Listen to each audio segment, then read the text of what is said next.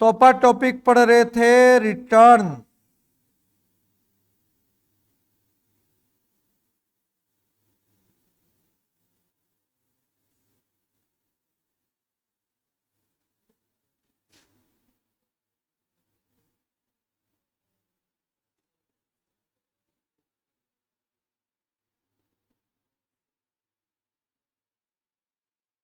Last class में अपन ने पढ़ा पैन नंबर।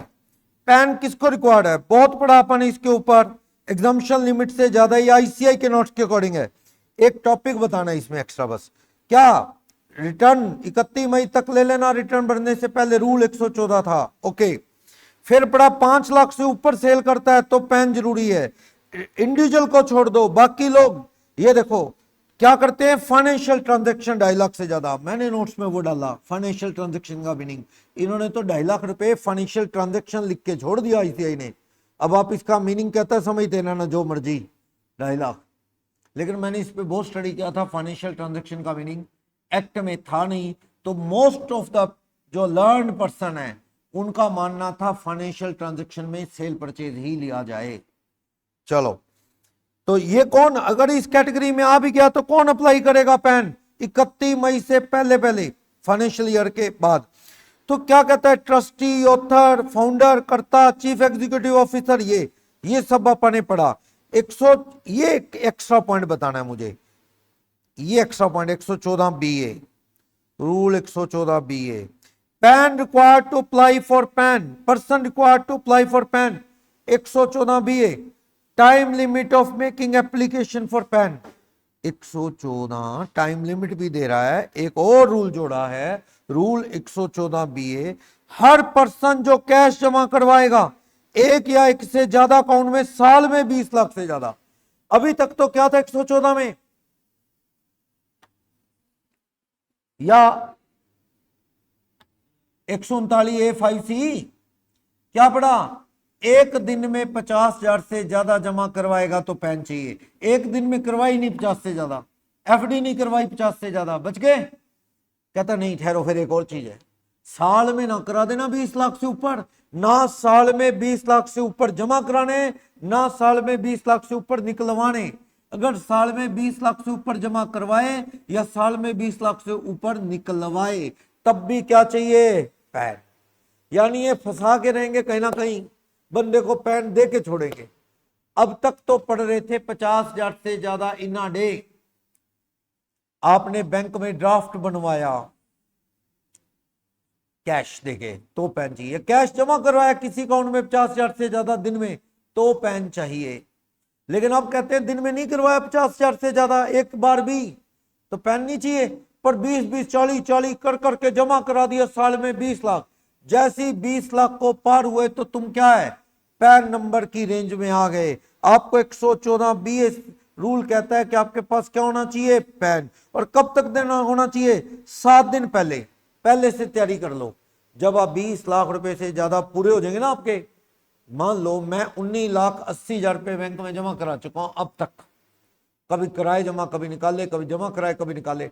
जमा वाले बताओ, अब तक साल में 19,80,000 जमा करा चुका हूं, अब 50-40,000 रुपये और जमा कराना चाहता हूं, 20 पार हो जाएंगे ना। जमा कराने के हफ्ता पहले आप क्या कर दो, पैन अप्लाई कर दो। ये कह रहा है 7 days before the date of which he intend to deposit cash over 20 lakh. जब 20 लाख पार हो जाएंगे ना, उसके हफ्ता पहले आपको पैन अप्लाई कर देना चाहिए, क्योंकि पैन आने में भी तो 2 दिन 3 दिन 4 दिन लग जाएंगे, तो पैन अप्लाई कर देना चाहिए।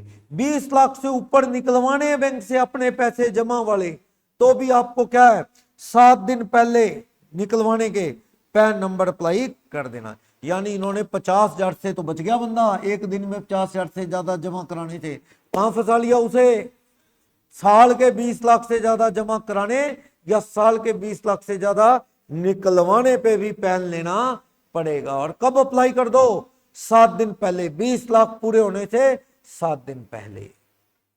हाँ जी आप बोलो, युक्ता बताएंगी क्या ये पॉसिबल है कि बंदे ने साल में 20 लाख से ऊपर जमा नहीं करवाए, बच गया, 50,000 से ऊपर कभी भी एक दिन में नहीं कराए तो बच गया, लेकिन वो साल के 20 लाख से ऊपर निकाल रहा है। पहले निकाले 40, फिर 30, कभी 35, कभी 25, कभी 70,000 कैश निकाल रहा है बैंक से। अब तक निकाल चुका है अब तक निकाल चुका है 1990। अब 20,000 रुपये और निकालना चाहता है, पैन चाहिए। हाँ, क्या ये पॉसिबल है कि जमा नहीं करवाए 20 से ज्यादा, निकलवा रहा है 20 से ज्यादा? कैसे? ओपनिंग बैलेंस पड़ा काफी था, तो जमा तो नहीं करवाए पर निकलवा रहा है 20 लाख से ज्यादा। तो 20 पूरे होने से 7 दिन पहले you must apply for pan. सही है, यानी इन्होंने विड्रॉवल ऑफ कैश पे भी याद रखना। फिर मैं कह रहा हूं विड्रॉवल ऑफ कैश है ये, अकाउंट से निकाल के मैंने अपने अकाउंट से क्या पेमेंट कर दी, ऑनलाइन एलईडी खरीद ली, एसी खरीद लिया, तो वो निकालने नहीं माने जाएंगे। क्या निकालना है? कैश। जमा भी कोई मेरे अकाउंट में ऑनलाइन जमा करा गया, मेरे को चेक का चेक क्लियर हो गया, वो नहीं। क्या जमा कराने हैं? कैश। 20 लाख से ऊपर कैश जमा कराने पे आपके पास क्या होना चाहिए? पैन। निकलवाने पे भी क्या होना चाहिए? पैन। 20 लाख या उससे ज्यादा साल में। लास्ट कहता अगर कोई करंट अकाउंट खुलवाना चाहता है या सीसी अकाउंट खुलवाना चाहता है बैंकिंग कंपनी या कोऑपरेटिव बैंक में, उसे भी 7 दिन पहले पैन के लिए अप्लाई कर दें।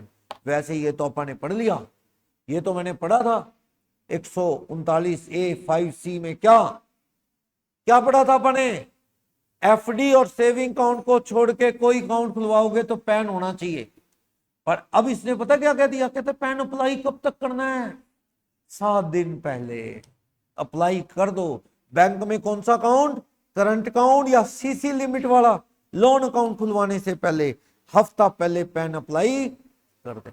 यानी ये 3 पॉइंट और जोड़ दिए इन्होंने रूल 114BA बना के, कि 20 लाख से ज्यादा साल में जमा कराना है या कैश 20 लाख से ज्यादा साल में निकलवाना है या करंट अकाउंट या सीसी अकाउंट खुलवाना है, तो हफ्ता पहले आपको पैन अप्लाई कर देना चाहिए। क्लियर?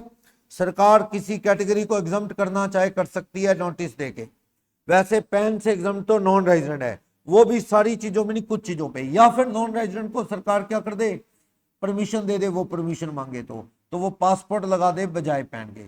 सरकारी ऑफिस को माफ है। और भी कोई एग्जम्प्ट आदमी है, वो कोई ट्रांजैक्शन इनमें से कोई करता है, तो वो कौन सा फॉर्म भर के देगा? फॉर्म 60, कि मेरे पे पैन नहीं है, मेरे पे पैन नहीं लगता, किसान है और है, वो कौन सा फॉर्म भर के दे देगा? 60।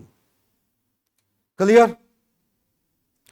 10 अल्फा न्यूमेरिक का पैन होता है, बहुत पढ़ लिया। पैन हर चीज पे लिखना मैंडेटरी। किस पे? इनकम टैक्स की रिटर्नों पे। इनकम टैक्स जमा करवाना है बैंक में। देखो, इनकम टैक्स ऑफिस में नहीं जमा होता कैश, इनकम टैक्स के अकाउंट में बैंक में जमा होता है। या तो ऑनलाइन करवा दो या जो भी बैंक ऑथराइज है जैसे स्टेट बैंक वगैरह, वहां के काउंटर पे जाके एक फॉर्म भरो, उस पे चालान फॉर्म इनकम टैक्स का, उस पे इनकम टैक्स अपना पैन लिख के जमा करा दो। तो बिना पैन के बैंक जमा कहां करेगा? पैसे जमा करेगा इनकम टैक्स ऑफिस में के अकाउंट में, आपके अकाउंट के नाम से, तो पैन नंबर चाहिए। जो भी रिटर्न भरनी है तो भी पैन चाहिए। ये अपन ने पढ़ लिया। मोटर व्हीकल खरीदना है, पढ़ लिया ना? मोटर व्हीकल खरीदना है, 4 व्हीलर होना चाहिए, 2 व्हीलर नहीं, पैन चाहिए। अकाउंट खुलवाना है कोई भी, एफडी को छोड़ के, सेविंग को छोड़ के, पैन चाहिए। कोऑपरेटिव बैंक में ऊपर अब नया रूल क्या आया, करंट अकाउंट या सीसी अकाउंट खुलवाना है तो 7 दिन पहले अप्लाई कर दो, ये हो रहा है। पैन तो चाहिए चाहिए, ठीक। क्रेडिट नोट, डेबिट नोट के लिए भी क्या चाहिए? पैन। डीमैट अकाउंट खुलवाना है तो भी क्या चाहिए? पैन। रेस्टोरेंट में बिल देना है, होटल को बिल देना है, एक वक्त का है ये, एक पार्टी का। पहले आपने बर्थडे पे, फिर मैरिज एनिवर्सरी पे, फिर न्यू ईयर पे पार्टी दी, टुकड़ों में पेमेंट दी, अलग अलग ओकेजन पे। एक ओकेजन पे 50,000 कैश, पेमेंट इन कैश। यहां वर्ड कौन सा है? Payment in cash. अगर आप ऑनलाइन पेमेंट दे दोगे तो वो इनकम टैक्स कहता है कोई चक्कर नहीं, वो तो हमारे रिकॉर्ड में आ जाएगा। आपको क्या देना है? कैश। 50,000 से ऊपर एक ओकेजन में पैन चाहिए। आपने फॉरेन ट्रेवल की पेमेंट देनी है, फॉरेन करेंसी खरीदनी है एक वक्त में, वन टाइम में 50,000 कैश। यहां भी क्या वर्ड है? कैश। अगर आप चेक काट के फॉरेन करेंसी ले रहे हो, चेक काट के फॉरेन टूर ट्रेवल वालों को दे रहे हो, मान लो राम कुमार का बेटा फॉरेन घूमने जा रहा है, राम कुमार 2 लाख रुपए का चेक काट के या 70,000 का चेक काट के दे देता है, कोई पैन की जरूरत नहीं, कैश दे देता है 70,000, पैन चाहिए 50,000 से ऊपर कैश दे रहा है तो। म्यूचुअल फंड की पेमेंट 50,000 से ऊपर कर रहे हो तो क्या चाहिए, पैन चाहिए। ठीक, कोई कंपनी के डिबेंचर खरीद रहे हो तो 50,000 से ऊपर पैन चाहिए, आरबीआई के बॉन्ड खरीद रहे हो 50,000 से ऊपर पैन चाहिए। ठीक, किसी बैंक में कैश जमा करवा रहे हो 50,000 से ऊपर इन अ डे तो पैन चाहिए। ड्राफ्ट बनवा रहे हो कैश देके, यहां भी क्या अकाउंट से बन रहा है तो कोई दिक्कत नहीं, कैश ओनली कैश दे रहे हो 50,000 से ऊपर एक दिन में, ड्राफ्ट बना रहे हो तो पैन चाहिए। एफडी करवा रहे हो, एफडी करवा रहे हो 50,000 एक ओकेजन साल के 5 लाख से ऊपर की, तो भी आपके पास क्या होना चाहिए, पैन। कैश नहीं, खाते से भी एफडी होगी, साल की 5 लाख से ऊपर, इंडिविजुअल 50,000 से ऊपर, क्या चाहिए, पैन। ड्राफ्ट के लिए रूल है, कैश दोगे 50,000 से ऊपर ड्राफ्ट बनाओगे तो पैन चाहिए, काउंट से बनेगा तो नहीं। एफडी में कैश वर्ड नहीं है, देख लो, एफडी काउंट से ही पेमेंट देके हो रही है, सेविंग काउंट से कट के एफडी होगी 50,000 से ऊपर की एक बार की, या साल की 5 लाख से ऊपर, तो क्या चाहिए, पैन। चाहे पोस्ट ऑफिस में चाहे एनबीएफसी में कहीं भी एफडी हो। प्रीपेड इंस्ट्रूमेंट बताया ना, प्रीपेड पेमेंट ऑफ इंस्ट्रूमेंट 50,000 से ऊपर साल में कैश, यहां भी वर्ड क्या है, कैश, या ड्राफ्ट या चेक, कुछ भी, कैश, ड्राफ्ट, चेक, कैसे भी 50,000 से ऊपर साल में हुआ अग्रीगेट प्रीपेड इंस्ट्रूमेंट का तो पैन चाहिए। जीवन बीमे की कैसे मर्जी पेमेंट करो 50,000 से ऊपर पैन चाहिए। सिक्योरिटी 1 लाख से ऊपर पैन। नॉट लिस्टेड शेयर जो लिस्टेड नहीं है लाख से ऊपर पैन चाहिए। प्रॉपर्टी 10 लाख से ऊपर खरीदोगे तो पैन चाहिए। कोई भी गुड सर्विस 2 लाख से ऊपर पर ट्रांजैक्शन, एक आदमी ने अकेली सेल की, एक 2,20,000, सेलर को पैन चाहिए, बार को भी पैन चाहिए। अकेली ट्रांजैक्शन 2 लाख से ऊपर की सेल परचेज की, पैन चाहिए। माइनर के केस में पैन किसका चाहिए, उसके गार्डियन का। अगर किसी के पास पैन नहीं है वो डिक्लेरेशन देगा, किस फॉर्म को भरेगा, फॉर्म 60, बताया था ना भी आपके पास पैन नहीं, जरूरी भी नहीं है, और आप बैंक में पैसे जमा करवाने गए 50,000 से ऊपर, बैंक कहता है पैन ला, वो कहता है सर मेरे पे पैन अप्लाई नहीं होता, मुझे माफ कर रखा है सरकार ने, तो आप कौन सा फॉर्म भर के दे दो, फॉर्म 60। सेंट्रल गवर्नमेंट के डिपार्टमेंट को पैन नहीं चाहिए, नॉन रेजिडेंट को कुछ ट्रांजैक्शन में पैन नहीं चाहिए, और या फिर सरकार से क्या हो जाए वो रिलैक्स, तो वो क्या दे दे, पासपोर्ट की कॉपी।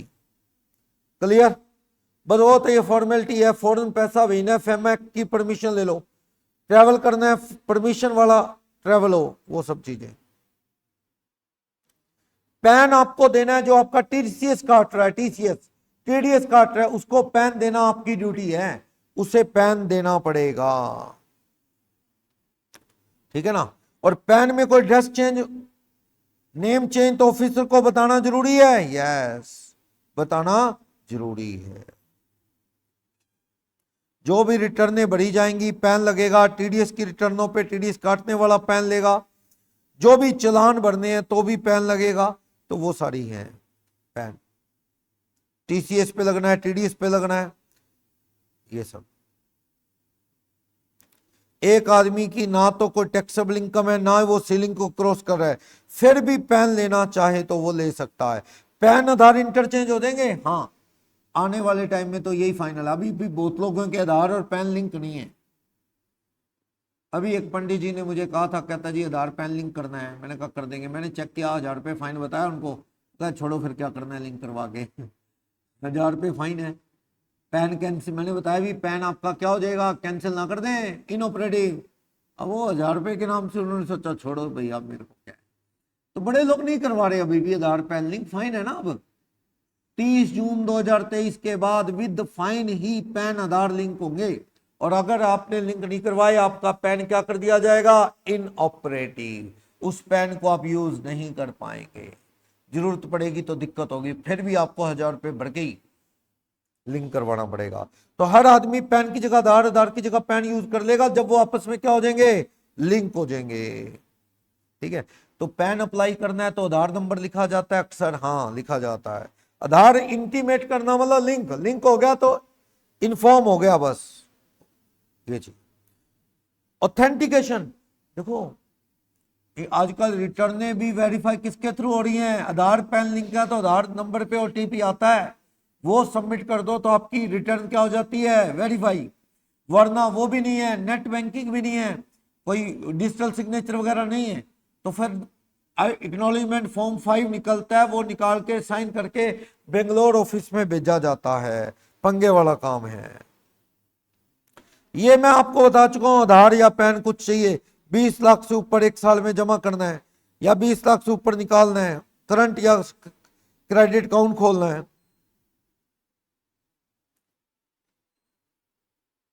गवर्नमेंट के डिपार्टमेंट्स को पैन नहीं चाहिए, सरकार को इसके रिगार्डिंग रूल बनाने की पावर है। आधार नंबर क्या होता है, एक आईडी प्रूफ है, ऑथेंटिकेशन में काम आता है। और ये सारी पेनल्टी एक ही है, आधार पैन लिंक नहीं किया तो 1000 रुपये भर के लिंक करवा लो।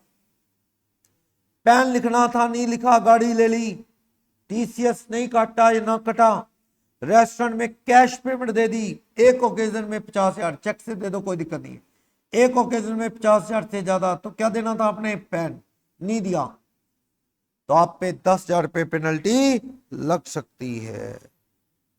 बोलो, तो आधार नंबर कोट करना पड़ेगा, आधार नंबर होना जरूरी है। अगर अभी आधार नहीं है तो 28 डिजिट की क्या लगा दो, एप्लीकेशन आईडी आधार की, ठीक। इंटीमेट करना मतलब लिंक करवाना, ये पुरानी डेट लिखी है इन्होंने, आज की डेट है 30 जून 2023, तब तक बिना फाइन के आधार पैन लिंक हुए, उसके बाद 1000 रुपये फाइन के साथ लिंक होंगे। ये लिखा है देखो, ये रहा, ये ना डेट पुरानी लिख रखी है आईसीआई ने, ये बदल चुकी है, 2022 लिख रखी है ना, कौन सी हो चुकी है, अपडेटेड नहीं है ये, 30 जून 2023। तब तक नहीं करवाओगे तो पैन अगले 30 दिन में क्या हो जाएगा, इनऑपरेटिव। वो ऑपरेटिव तब तक नहीं होगा जब तक वो लिंक फाइन भर के नहीं करवाओगे। ये आगे नीचे डेट देखो, पहले ऊपर 2022 लिखा है, नीचे आके डेट आ गई कि भैया ये सर्कुलर जारी करके सीबीडीटी ने कौन सी डेट दे दी, जुलाई 23, 1000 रुपये फाइन लगेगा, जुलाई 23 निकल गई तो। कुछ लोगों को सरकार माफ कर सकती है, नॉन रेजिडेंट को, असम, जम्मू कश्मीर, मेघालय के लोगों को, 80 साल से ऊपर बुजुर्गों को, और जो सिटीजन नहीं है उनको सरकार माफ कर सकती है। आधार नंबर नहीं है तो कोई बात नहीं, चलेगा। वैसे बाकी सबको आधार नंबर चाहिए। 80 साल के बाबा को क्या करेगा आधार नंबर लेके, मान के चलो 80 साल से ऊपर का है, एक नॉन रेजिडेंट है या सिटीजन नहीं है, असम, जम्मू कश्मीर, मेघालय क्या है, तो आपको आधार नंबर नहीं चाहिए। चले आगे,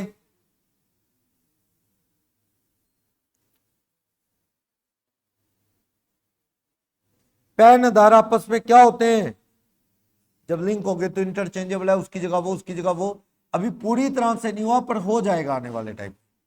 भी आधार दे दो या पैन दे दो, ये आपस में लिंक ही है, कोई दिक्कत नहीं, सारा डाटा आपस में। फी बता दी 1000 रुपये मैंने आपको, ये भी अभी पढ़ा, कौन से लोगों को आधार नंबर नहीं चाहिए अभी पढ़ा। ये टॉपिक बड़े सालों से ऐसे ही पड़ा है, बेकार, काम नहीं आता। क्या सरकार ने देखा, सरकार को लगा कि सीए हैं, ये एडवोकेट हैं, प्रोफेशनल है, ये दुनिया से पैसे बड़े लेते हैं, शायद इसीलिए लोग टैक्स नहीं भरते, रिटर्न नहीं भरते, क्योंकि वो इनके पास जाते हैं, ये फीसें लेते हैं। सरकार ने कहा भी क्या करें फिर, अब सरकार की मशीनरी इतनी स्ट्रांग तो है नहीं कि सरकार बंदे बिठा दे, वो लोगों की रिटर्नें भरवा दे, वो लोगों का इनकम टैक्स का हिसाब किताब करवा दे। सरकार के तो अपने बंदे शॉर्ट पड़े हुए हैं। तो सरकार ने एक तरीका ढूंढा, सरकार ने कहा जी हमारा एक टेस्ट होगा, अगर आप ग्रेजुएट हो, साइंस, कॉमर्स, आर्ट्स जैसे भी, अगर आप ग्रेजुएट हो तो एक टेस्ट होगा टीआरपी का टेस्ट, टीआरपी जिसकी फुल फॉर्म है टैक्स रिटर्न प्रिपेरर। अब वो टेस्ट दो, जिसका ये टेस्ट क्लियर हो गया, टैक्स रिटर्न प्रिपेयर का टेस्ट होगा, वो क्लियर हो गया जिसका, उसको हम लाइसेंस दे देंगे, अपना ऑफिस खोल के बैठ जा, रिटर्न भर, लोगों के काम कर, जितना टैक्स हमें दिलवाएगा तेरे को कमीशन देंगे। लोगों को फ्री में दे सर्विस या बहुत सस्ती दे, तुझे हम देंगे, जितना टैक्स दिलवाएगा उसमें से कमीशन देंगे।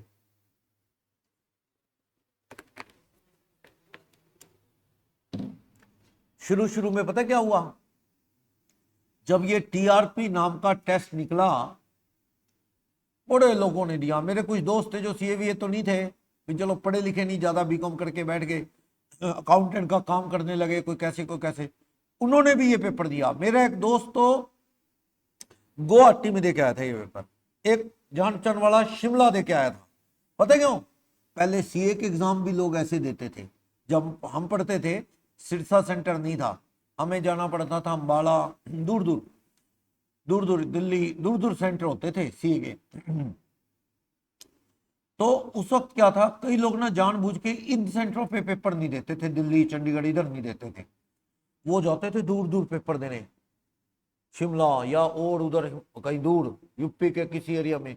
वो पता क्या सोचते थे, पेपर यहां देंगे ना, यहां बच्चे इंटेलिजेंट होते हैं, इंटेलिजेंट वालों के साथ हमारा पेपर चेक आएगा, हमारा पेपर ठीक, बाकी आगे पीछे वालों के जबरदस्त पेपर। तो एग्जामिनर पे क्या पड़ता है, गलत इंप्रेशन पड़ता है, वो देखता है इसने गंद मारा काटो, क्योंकि वो अच्छे पेपर देख चुका है। कहता मैं ऐसे लोगों के बीच में जाके पेपर दूंगा जो कम पढ़ते हैं, उन अंधों में खाना राजा कहता, क्योंकि बात यह है कि उनके अंदर मेरा पेपर थोड़ा अच्छा दिखेगा तो अच्छा इंप्रेशन पड़ेगा और मैं क्या अच्छे मार्क्स ले जाऊंगा, ऐसा सोचते थे कभी लोग, वहां जाके देते थे। तो ऐसा ही ये टीआरपी का पेपर है, जिन्होंने दिया वो क्लियर भी हो गए सही में, लेकिन ये काम नहीं आया। मेरी कजन है इधर मानसा पंजाब में, उसका फोन आया, अभी 2 साल पहले की बात है, बड़ा खुशी में फोन आया, भैया मेरा वो टीआरपी का पेपर क्लियर हो गया है। उसने दे दिया होगा, ग्रेजुएट थी, क्या करूं मैंने, कुछ नहीं, सर्टिफिकेट रख ले संभाल के, कुछ नहीं होना। ये टीआरपी का पेपर तो सरकार ने चला दिया। जब ये शुरू में पहली बार हुआ ना, लोगों ने पता क्या किया, कमीशन मिलेगा, लोगों ने सबकी रिटर्न भर दी। घर में दूध डालने आता है एक आदमी, कहता दूध बाद में डाल, पहले बता तेरी रिटर्न भर दूं। वो कहता नहीं मैं क्या करूंगा रिटर्न भर के, कहता काम आएगी, कल को लोन लेना है, व्हाइट मनी बनेगी, कहता कुछ लगता तो नहीं, कहता ना भर दूं, भर दी। ऐसे लोगों की रिटर्न भर दी, धड़ाधड़ 400-500 रिटर्न। सरकार ने देखा ये तो लाइन लगाए बैठे हैं कमीशन लेने के चक्कर में, रिटर्न भर रहे हैं। सरकार ने कह दी ऐसे नहीं देंगे हम, ऐसी छोटी इनकम वालों की रिटर्न भर रहे हो तुम, हम तेरे को तो देंगे कमीशन अगर तू क्या दिलवाएगा हमें, टैक्स वालों की रिटर्न भरेगा, उस पे तू जो टैक्स बनेगा तेरे को क्या देंगे, कमीशन। अब दिक्कत पता क्या आ गई, इनसे फ्री में काम करवाने कौन जाएगा, जिस बेचारे की इनकम थोड़ी है वो जाएगा, क्यों जी सी ऐसी 1000 रुपये ले लेगा, या कोई एडवोकेट 800 रुपये ले लेगा, मैं तो फ्री में इसके पास भरवा लेता हूं। इसके बाद जाते ही सुनता नहीं उसकी, क्या ये इसका कोई टैक्स तो है नहीं, मेरे को कमीशन बनना नहीं, समझ रहे हो। और जिसका टैक्स है, जिसकी इनकम मोटी है, वो इसके पास नहीं जाएगा, कहता क्या 800 1000 2000 के चक्कर में गलत भर देगा। 15 दिन की तो ट्रेनिंग होती है इनकी ट्रेनिंग सिर्फ 15 दिन की है। ये पेपर लिया, टेस्ट क्लियर हुआ, सरकार हरियाणा में बात करूं, गुरुग्राम या चंडीगढ़ बुलाती है, 15 दिन की ट्रेनिंग देती है, बस 15 दिन में इनकम टैक्स समझ लेगा। आपको तो 4 महीने हो गए तो नहीं समझ आया पूरा, और ऐसा सब्जेक्ट, इतने क्वेश्चन, इतना कुछ, वो 15 दिन में कर लेगा। और साइंस वाला हुआ तो फिर तो होगी कमाल, उसे पीजीबीपी में अलाउड डिसअलाउड डेप्रिसिएशन ही नहीं समझ आना, और सरकार कहती है हम इसको रिटर्न भरने के लिए बंदा क्या कर लेंगे, तैयार कर लेंगे। इतना आसान है क्या ये टीआरपी। इसीलिए सारा कंसेप्ट सुपर फ्लॉप हो गया। जितने भी लोगों ने टीआरपी का टेस्ट क्लियर किया था वो वेले ही हैं, कुछ नहीं करते हो, क्योंकि उनको आता ही नहीं कुछ। नॉलेज तो गेन करनी पड़ेगी। ये अपने जो नोट्स है ना, सिरसा में कई वकील भी लेते हैं हर साल, 1-2 सीए मेरे वो हर साल ये नोट्स लेते हैं, क्योंकि अपडेट तो करना पड़ेगा ना। तो वो अपडेट करने के लिए नोट्स, वो कई लोग मेरे पास फोन करते हैं, कहते हैं आपके नोट्स बड़े काम आते हैं, कहते हैं इसको पढ़ा जाता है, हम बुक्स पढ़ते हैं ना, आईसीए की बुक पढ़ाई ना अभी, वो कई जगह इनकम टैक्स एक्ट तो और भी ऐसा है, वो रामायण टाइप से लिखता है हर चीज। अपा क्या करते हैं, रूल डाला, एक क्वेश्चन, कंसेप्ट डाला, 2 क्वेश्चन, वो साथ साथ कंसेप्ट क्लियर हो जाता है। एक्ट में क्वेश्चन तो होते नहीं, थ्योरी लिख लिख के छोड़ी जाती है, वो आदमी पढ़ता है तो उसे समझ नहीं आते इतने रूल एक साथ, बोरिंग भी हो जाता है। अपने क्वेश्चन होते हैं साथ साथ, डिफेक्टिव रिटर्न पढ़ी, नीचे क्वेश्चन, बिलेटेड पढ़ी 4 क्वेश्चन, रिवाइज पढ़ी 2 क्वेश्चन। तो वो क्या है, हर क्वेश्चन को पढ़ के बंदा फटाफट फटाफट समझ लेता है कि हाँ इसे रिटर्न भरना जरूरी है, 6 क्वेश्चन, तो वो समझ लेता ना पढ़ के। एक बार मैं एक प्रोग्राम चल रहा था, कोई सिरसा के काफी निशुराज में प्रोग्राम था, एक सीए किसी को कह रहा था, कोई बात पे डिबेट चल रही थी 44 एडी सेक्शन को लेके, कि 44 एडी सेक्शन में ये बहस छिड़ी थी कि अगर बंदे ने 44 एडी ऑप्ट कर रखा है, वो 8 या 6% से कम इनकम बता दे तो ऑडिट की जरूरत होगी। अगर 44 एडी ऑप्ट ही नहीं कर रखा बंदे ने, 44 एडी ऑप्ट नहीं कर रखा, उसकी सेल है 90 लाख, 90 लाख, और वो प्रॉफिट कह रहा है मेरे 5 लाख हैं, क्या ऑडिट की जरूरत है? 90 लाख की सेल, 44 एडी ऑप्टेड पहले कभी था नहीं ना अब है। 90 लाख की सेल, 1 करोड़ से ऊपर होता तो ऑडिट की जरूरत होती है। 90 लाख की सेल है, प्रॉफिट कह रहा है 6 लाख, 90 लाख का 8% तो कितना बनता है? कैश सेल है 7 लाख 20, वो कह रहा है मेरे 6 लाख प्रॉफिट है, ऑडिट की जरूरत है कि नहीं है? कोई जरूरत नहीं है। 1 करोड़ से ऊपर होती है ऑडिट की जरूरत, या फिर तब होती है जब आपने ऑलरेडी क्या ऑप्ट कर रखा है, 44 एडी पिछले सालों से, एक बार ऑप्ट होने के बाद छोड़ नहीं सकते, वरना 5 साल फिर वापिस आ नहीं पाओगे। 44 एडी ऑप्ट कर रखा है, 90 लाख की सेल पे 8% से कम प्रॉफिट कह रहे हैं, तो 7 लाख 20 हजार होना चाहिए प्रॉफिट, वरना ऑडिट होगी। 1 करोड़ से कम नहीं होगी, एडी ऑप्ट नहीं किया। 2 बंदे बहस कर रहे थे, कहता ऑडिट की जरूरत होगी, वो कहता नहीं यार नहीं होगी, 1 करोड़ पार नहीं किया और 8% से कम है तो क्या हो गया, 1 करोड़ से नीचे है, जब 44 एडी ऑप्ट नहीं किया ऑडिट नहीं होगी। एक और बंदा कहता है नहीं होगी, कहता मैंने स्मिथ सर की क्लास देखी थी, क्या वो भी बता रहे थे, कहता ऑडिट नहीं होगी, वो सीए था। तो वो कई बार क्या होता है कि वो ये सुनना ना फटाफट से आसान लगता है हर बंदे को, हर बंदे को आसान। एक बंदा मुझे मिला, क्या सर वो एटीडी दे देता हूं मैं सबको, मैंने कहा मतलब, कहता आपकी वीडियो देखी थी, एटीडी 5000 बताई थी ना, 5000 रुपए कैश, हर एक की लपेट लो, 5000 रुपए कैश, क्योंकि 5000 के सबूत तो मांगेगा ही नहीं, बीमा करवाओगे चेक से होना है। तो बंदा कह रहा था आपकी वीडियो देखी थी, हर एक को 5000 देने लग गया जी मैं। वो किसी सरकारी स्कूल के अंदर वो था, वो बंदा था जो इनकम टैक्स की टीडीएस टूडीएस काटता है, वो कहता मैं तो सभी स्टाफ को 5000 के टीडी दे देता हूं, आपकी वीडियो देखी थी, क्योंकि वो 5000 का डिपार्टमेंट सबूत नहीं मांगेगा, तो मर्जी से दे दो।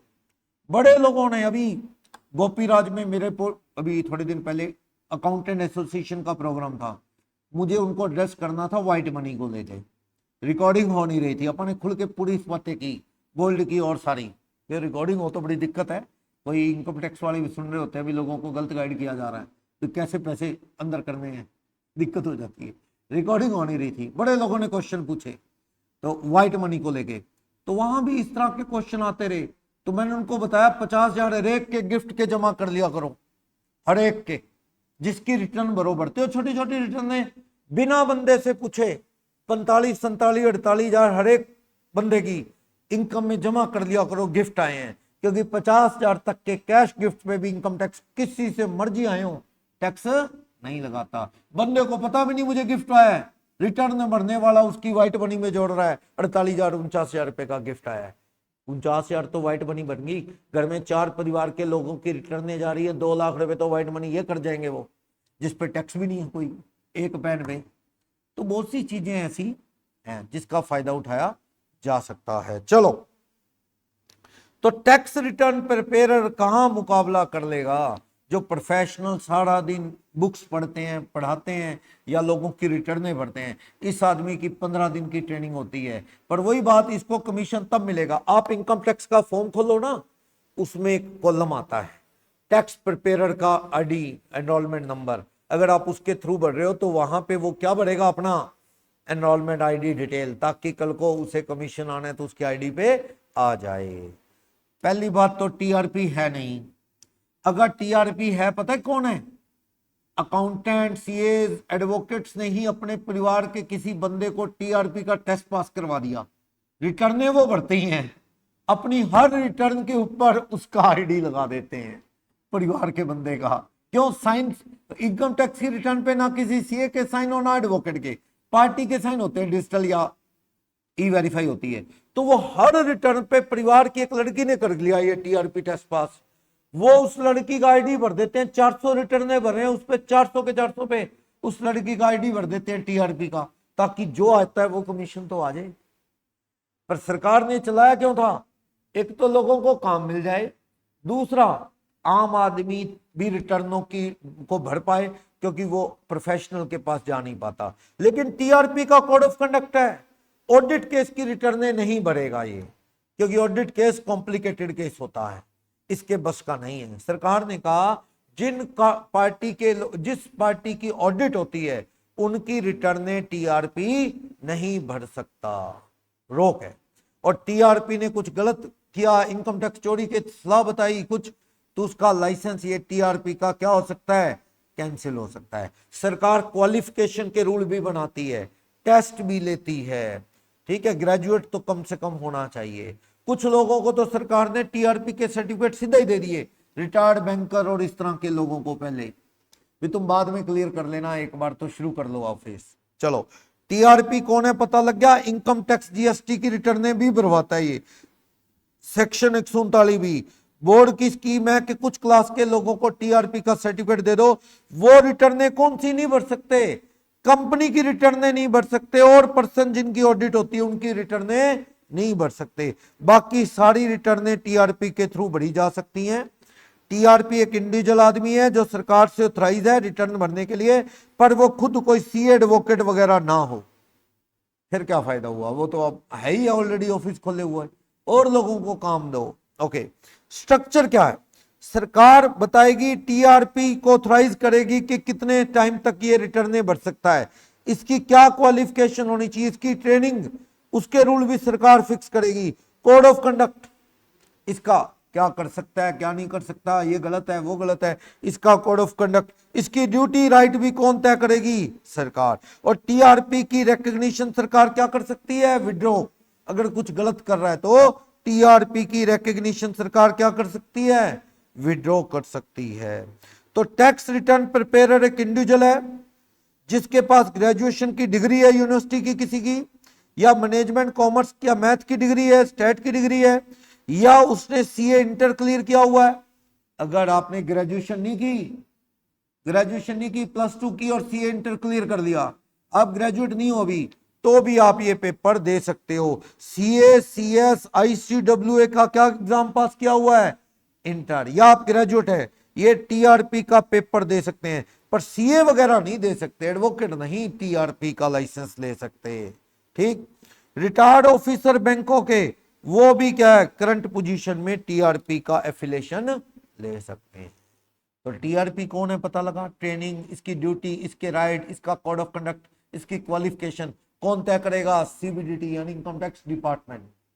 कमीशन कैसे आएगा वो हमें नहीं पढ़ना, सरकार डिसाइड करेगी। क्लियर है? रिटर्नों पे साइन कौन करेगा? रिटर्नों पे sign, section 140, signing on the return. सुनो, प्रोप्राइटर है तो कौन साइन करेगा? प्रोप्राइटरशिप में प्रोप्राइटर फॉरेन में है, हाँ जी, प्रोप्राइटर फॉरेन में है, तो रिटर्न भरने की लास्ट डेट आ गई, तो जिसको वो ऑथराइज करके गया है, क्या देके गया है? पावर ऑफ अटॉर्नी, वो साइन करेगा उसकी तरफ से। वैसे पावर ऑफ अटॉर्नी की कॉपी इनकम टैक्स मांग सकता है। भाई श्याम कह रहा है कि राम की दुकान की रिटर्न मैं भर रहा हूं, श्याम, मुझे राम क्या दे गया है? Power of attorney. Income tax Shyam से क्या मांग सकता है? पावर ऑफ अटॉर्नी की कॉपी। पार्टनरशिप 32 वाली में कौन करेगा sign? Working partner, managing partner. वो अवेलेबल नहीं है तो कोई और अडल्ट पार्टनर साइन कर देगा।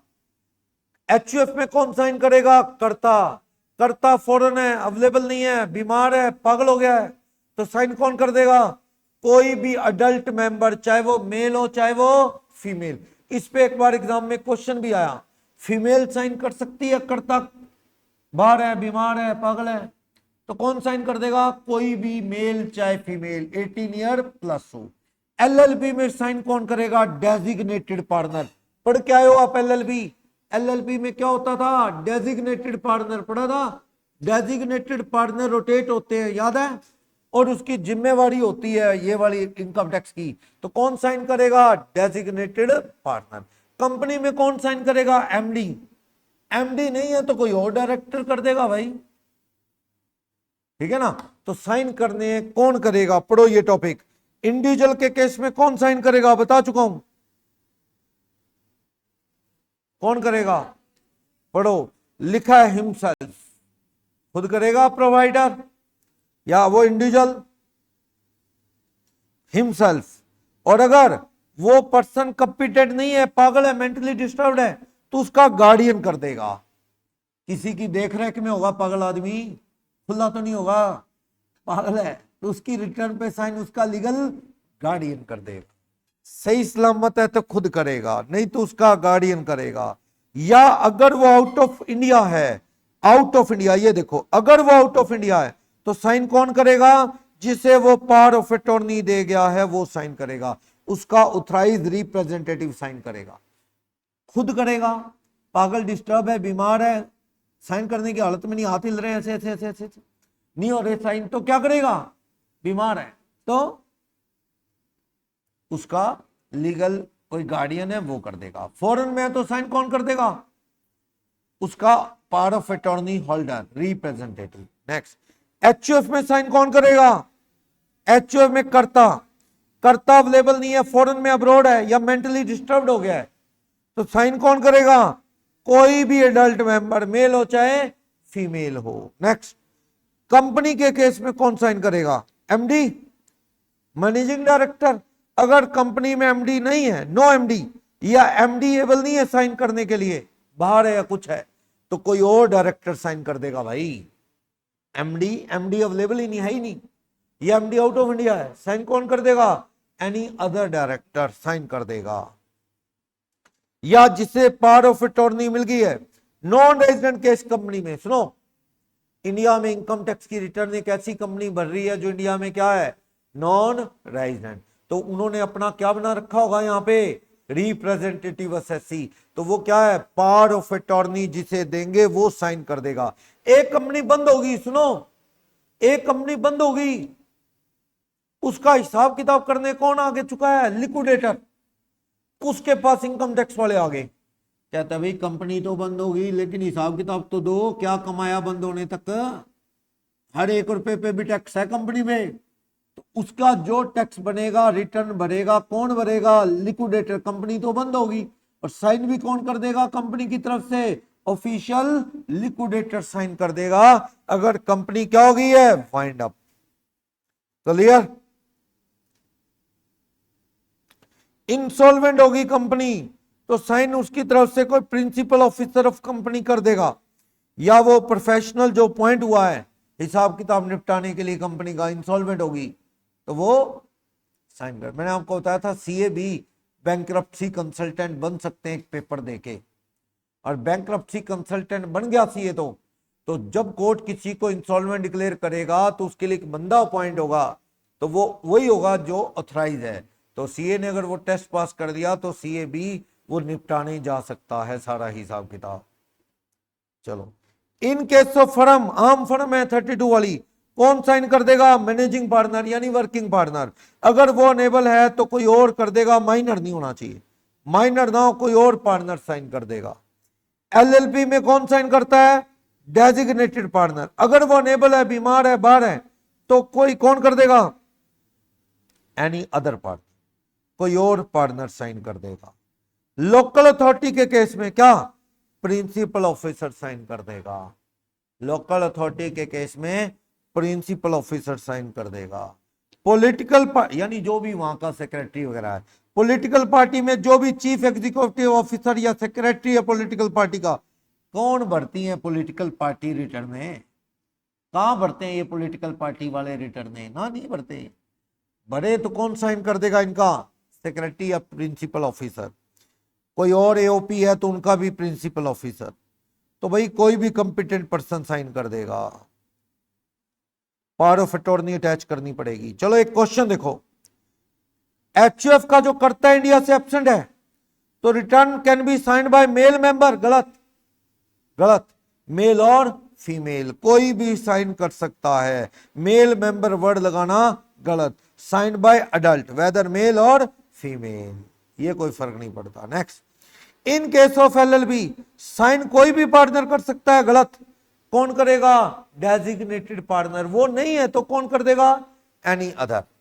पहली पहली प्रायोरिटी किसकी है, डेजिग्नेटेड की, वो अवेलेबल नहीं है तो कोई और कर देगा। नेक्स्ट कहता है रिटर्न ऑफ इनकम कंपनी की वेरीफाइड है, सीएस ने साइन कर दिए, सीएस तो कहीं था ही नहीं, कौन था, एमडी, एमडी अवेलेबल नहीं है तो कोई और डायरेक्टर, या फिर जिसे पावर ऑफ अटॉर्नी मिली है वो, कंपनी बंद होगी तो लिक्विडेटर, इंसॉल्वेंट डिक्लेयर हो रही है तो वो प्रोफेशनल जो आया वो साइन, तो भैया कंपनी का सीएस नहीं, सीएस नहीं, कौन साइन करता है, एमडी और या अदर डायरेक्टर ऑफ कंपनी। ठीक, अगर कंपनी नॉन रेजिडेंट है तो जिसे क्या दे चुकी है वो पावर ऑफ अटॉर्नी, वो साइन करेगा, चैप्टर खत्म।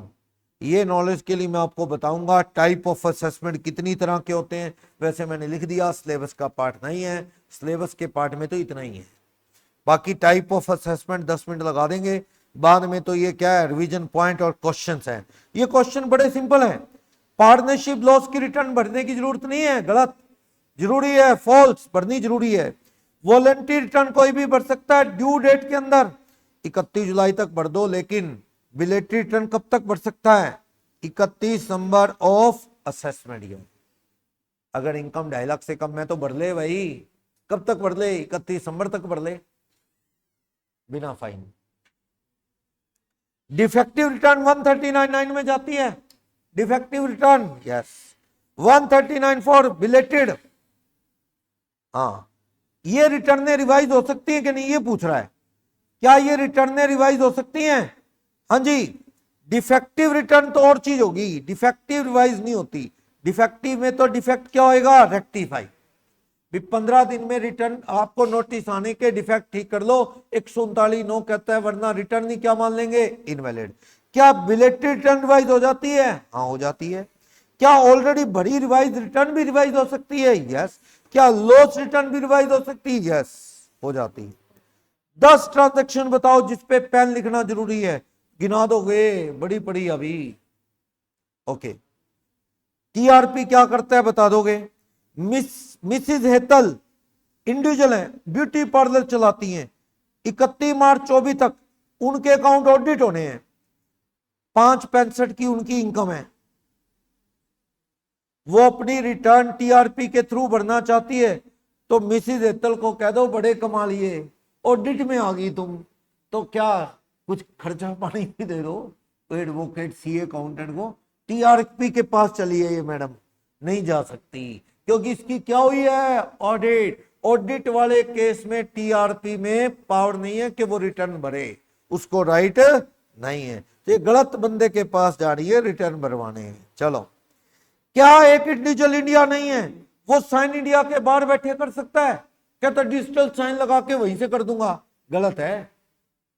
इंडिया में नहीं हो तो आप रिटर्न पे साइन नहीं कर सकते, वहां बैठ के आपको पावर ऑफ अटॉर्नी दे के जानी होगी आपकी तरफ से, वो साइन करेगा, आप साइन नहीं कर सकते। डिस्टर्ब्ड हो तो गार्डियन, और अगर बाहर हो इंडिया के तो पावर ऑफ अटॉर्नी।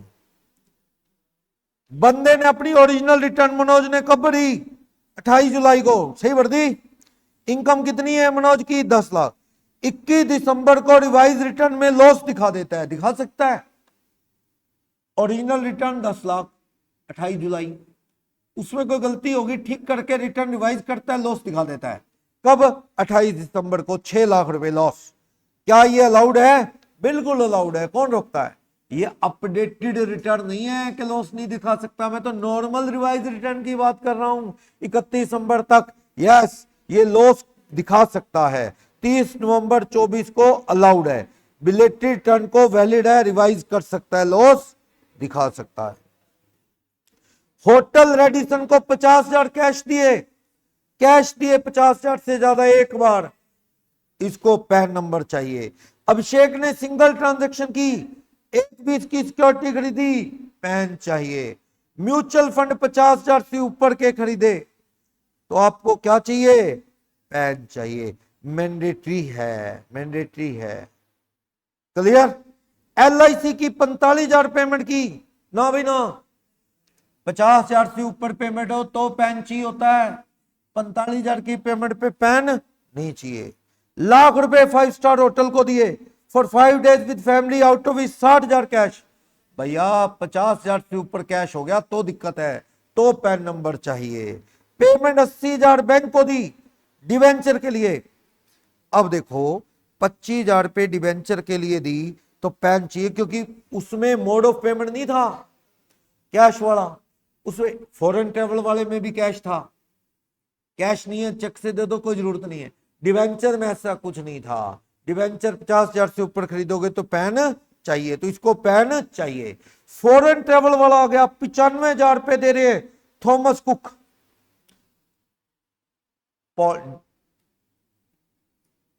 कई कंपनियां हैं, थॉमस कुक, मेक माई ट्रिप वाले हैं, यात्रा वाले हैं, ये पैकेज देते हैं तरह तरह के। तो 95,000 का पैकेज लिया, घूमने जा रहा है दुबई 3 दिन के लिए इसका रिश्तेदार। पर दिक्कत पता है क्या है? ये चेक से दिया, चेक से। मैंने क्या कहा था? कैश दो या करेंसी खरीदो, कैश 50 से ऊपर तो पैन चाहिए। इसमें नो पैन रिक्वायर्ड, कोई पैन की जरूरत नहीं, क्योंकि पेमेंट किससे दी है? चेक से। क्रेडिट कार्ड ले रहे हो, पैन चाहिए? हाँ पैन चाहिए। बोलो, क्या LLP की रिटर्न कोई भी पार्टनर कर सकता है? डेजिग्नेटेड पार्टनर करेगा। बंदे की टर्नओवर 1,60,00,000 है, कहता है क्या वो प्रिजम्पटिव इनकम ऑप्ट कर सकता है? हाँ 2 करोड़ तक कर सकता है, 2 करोड़ तक। और अगर 2 करोड़ से कम है, हाँ कम है, तो 8% 6% टैक्स दे दे, ऑडिट की जरूरत पड़ेगी नहीं। पर रिटर्न भरने की लास्ट डेट क्या होगी? 31 जुलाई। और अगर तू नहीं ऑप्ट करता 44AD तो 1 करोड़ से ऊपर है, you have to get audited your account, तब लास्ट डेट क्या होगी? 31 अक्टूबर होगी। पढ़ लोगे? लगभग खत्म हो गया, थोड़ा बहुत देख लेंगे क्या है। नोट्स दे दूंगा मैं आपको, थोड़ा ना डेट्स वगैरह सही करनी है इसमें।